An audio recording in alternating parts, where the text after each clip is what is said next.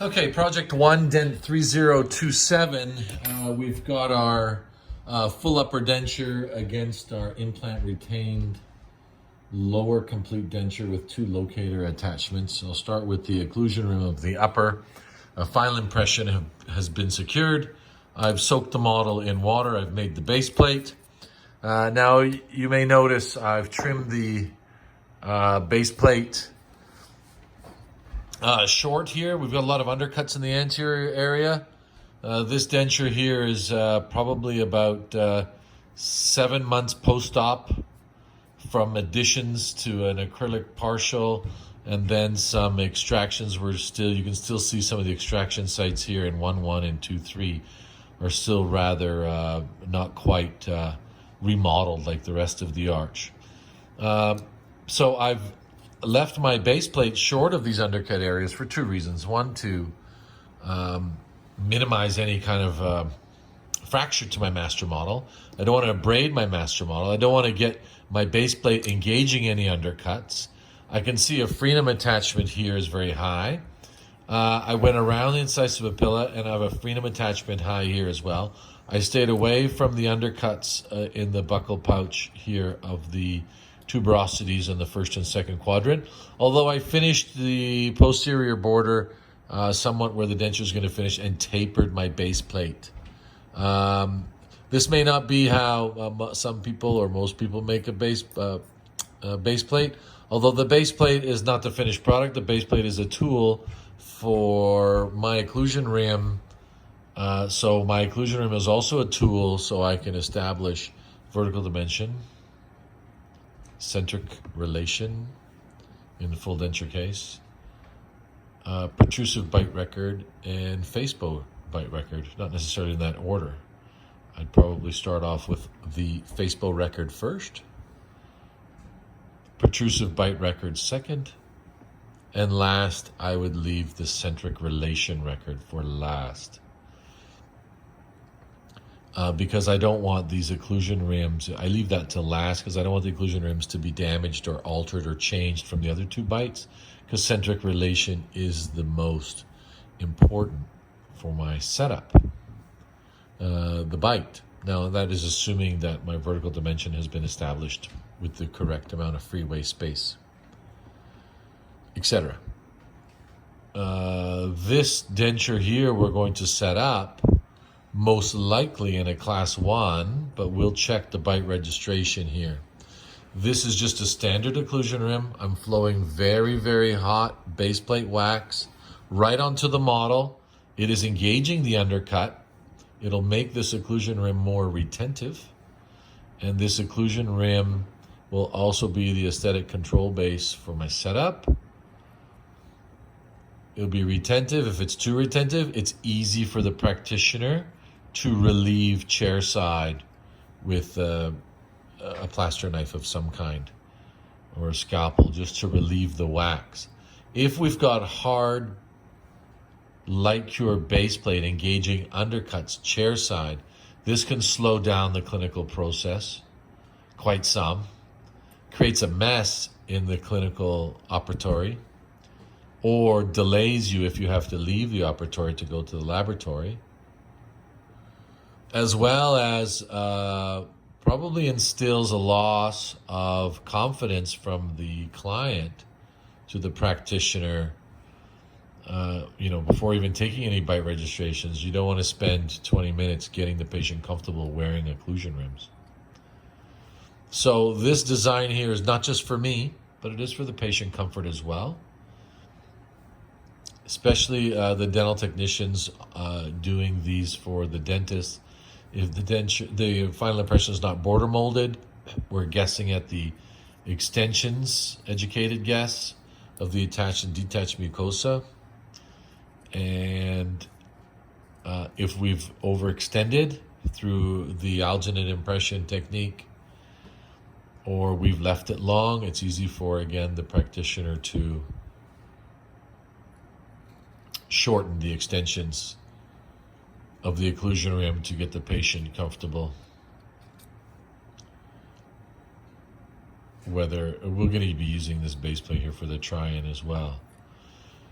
Now, is it as stabilized if it was a complete light cure base? Possibly not. But, you know, I think as a practitioner, I could operate very quickly through my 3 bite registrations without overworking the occlusion rim. But I have to make this connection of base plate wax to my base plate homogeneous and seamless. So it is becoming one. And I think if you just start adding wax, which I think I've seen some of you, you've rolled up a sheet of wax and stuck it on the ridge, that's not going to give you that homogeneous look of your occlusion rim. This occlusion rim should look around the extensions like a finished denture, except wax instead of acrylic. I'm kind of being a little liberal here because I want a good layer of base plate wax. I just don't want like a little flaky, thin layer. A substantial amount of base plate wax on the model covering the stone, which I've soaked this model, so I'm pretty confident that the separation will be really easy. Some of you use denture separator. I choose not to. I'll leave the denture separator for the boil out phase. I find that denture separator, I'll have to use more detergents to get it off in order to get the model, get a new layer of separator to adhere to the model. Not critical, you could still. But I think I just use water. It's a lot cleaner. I don't have to worry about that kind of flaky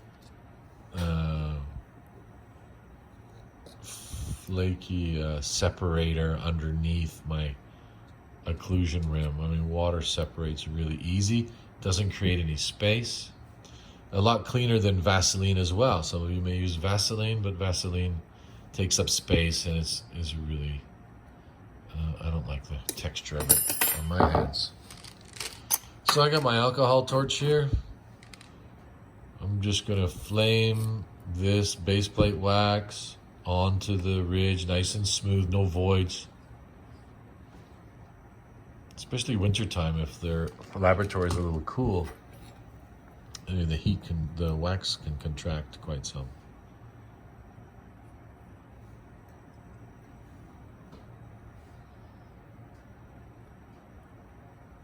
Make sure it's sealed down all the way.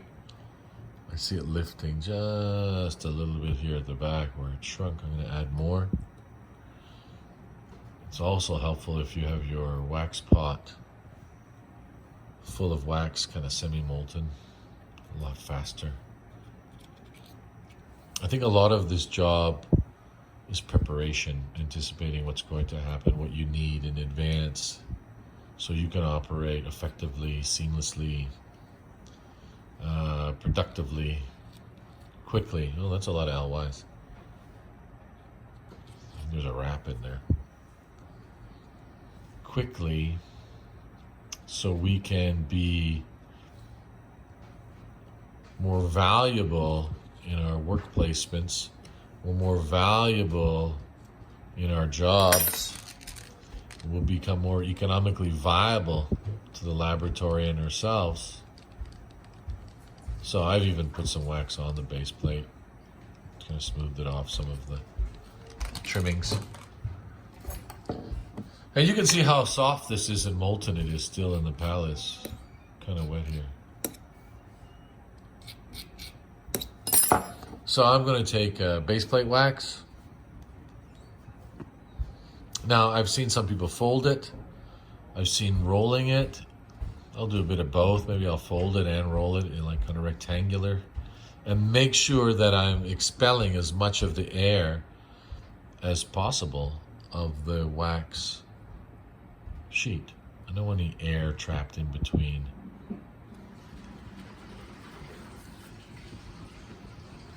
Now, just off screen here, I've got my Bunsen burner heating my wax up. I'm going to zoom out just a little bit to keep you awake. Maybe elementary. If you can do it a different way and get the same effects, I'm fine with that too. But I think this seems to be standard and it works really well. Most of the occlusion rim is created by your hands. Not tools, not instruments, not henna, wax rims, etc. So before I put the wax and adhere it to this wax here on the base, I'm going to soften this. I'm going to soften this. My table was dirty. I'm going to soften this wax up and make sure the two are very soft when I put them together. I'm trying to create one. Now, the upper ridge atrophies palatally and gingivally. So we're going to just be outside the ridge in the anterior, roughly with a 10-degree taper would be an average. I think the average is 22 millimeters. Again, these are just averages that have been taken. This patient may be 26. This patient may be 19 vertical dimension from the deepest part of the sulcus or around the lateral area where we measure our 22 from.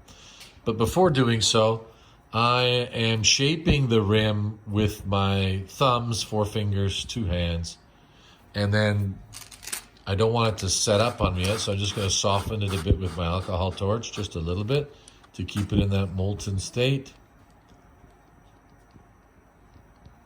Make sure your hands are clean and your desk is clean, as mine wasn't.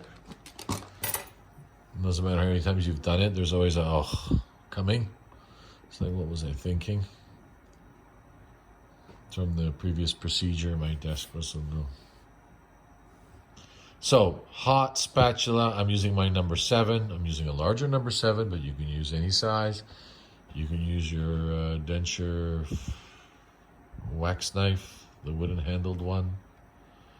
And then what I'm doing here, I'm not so concerned about the shape, but I'm melting around the end of the flange here the wax that I've added to the wax that I had on the model, making it one.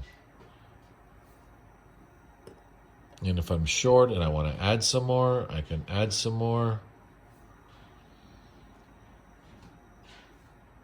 Nice and hot, searing hot, preferably. You don't want any voids, cracks, splits between the two wax sections. It should be like one. And then I'll do the lingual here, really hot on the palatal side.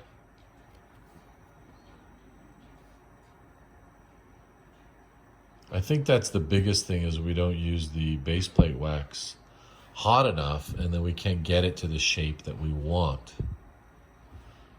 And it still looks like it's in its sheet form half the time. Now, I'm not too rushing to any measurement, no measurement tool, no nothing. I'm still keeping it soft. My alcohol torch now, again, I'll run it over. On the lingual side, you can see from the color of the wax, it's very pliable. I'm just not ready to take anything to it just yet. I'm still going to shape it. Now, we are going to kind of do some bite registrations for the practitioners anyways, but if you keep the land area as a rule of thumb for your labial extremity, I think that would be good. Just inside the land area, obviously just anterior to the ridge, we know that the average, 3 to 7 millimeters from the incisor papilla are those centrals, depending on age, atrophy, sex, meaning male, female. Obviously, female's a little bit further out, male's a little less, and that's just generalizing from atrophy, that women will undergo a little bit more than men.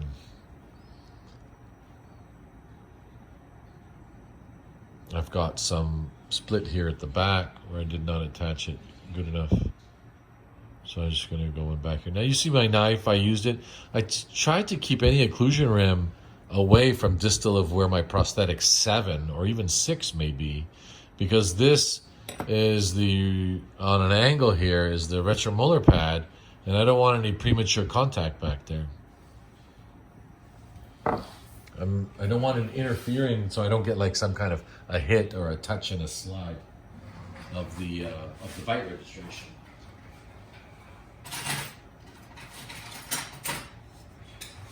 Again, I want to keep this as pleasant an experience for the patient and a pleasant as experience for the practitioner from a dental technician's point of view.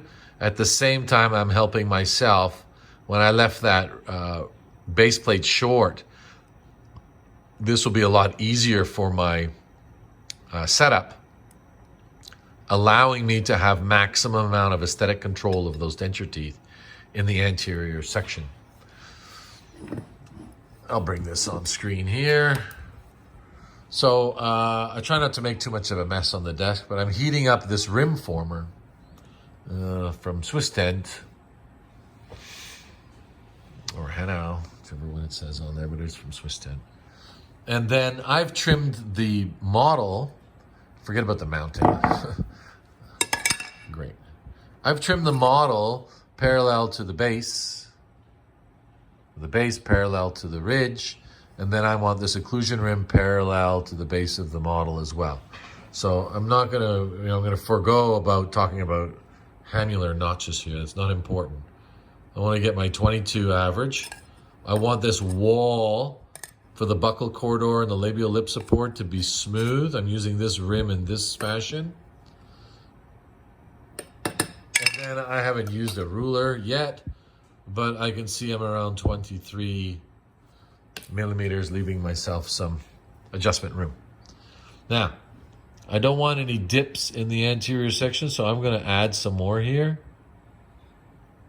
I want this labial lip support contour to be flush, meaning flat if you look at this angle here. And then I can put my 10 degrees back in with my thumb.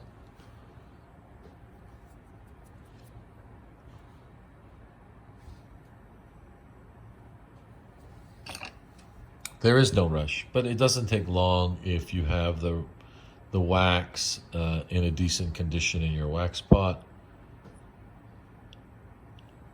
And this is really mindless work after some time, almost maybe therapeutic.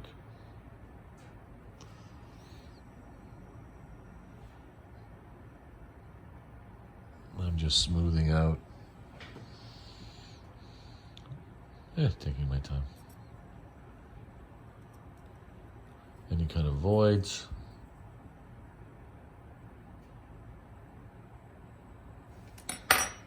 I can take my alcohol torch here, smooth it off. And now I'm not going to rush to take it off the model. I'm going to wait till it bench sets, and then I'll take it off, take my wax knife, and adjust the extensions. Now, we didn't talk about width. Obviously, the width is to contact the lower rim, so roughly 8 to 10 in the posterior section, 3 to 5 to 7 even in the front. I try not to make the front too narrow because I don't know if it's going to be a class 2 or a class 3, and I want to make sure it's going to catch in any type of anterior bite relationship there is. Textbook would say 3 to 5, but sometimes that may miss if it's, extreme class 2, div 2, even class 3. I'd like to have some contact there to minimize any kind of tipping of my occlusion rims clinically. But they're pretty stabilized with the wax base into all the undercuts. Rather than maybe textbook would be block out the undercuts, then make your base plate, but then your base plate's a little bit slack. And then I remember as a student, we even relined the base plates with acrylic. I mean, we went to so much painstaking work to stabilize the base plate, something that's not even the finished product. Dentsply Eclipse has tried to create a processed base plate as a finished product, simulating what, through the bite registration phases and trying that the denture base will be the same, and then you would process the denture heat cure onto that heat cured plate. That makes sense, just an extra step. Nothing wrong with that. But I think this would be, let's say, mainstream still. I mean, this is obviously pre-digital. This still happens in the laboratory on a daily basis. Every day, day in, day out for the last many years.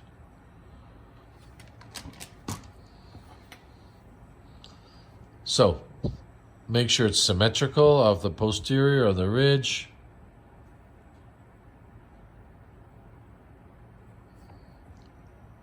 Eight to 10, 3 to 5. Don't have 10 on one side and 12 on the other.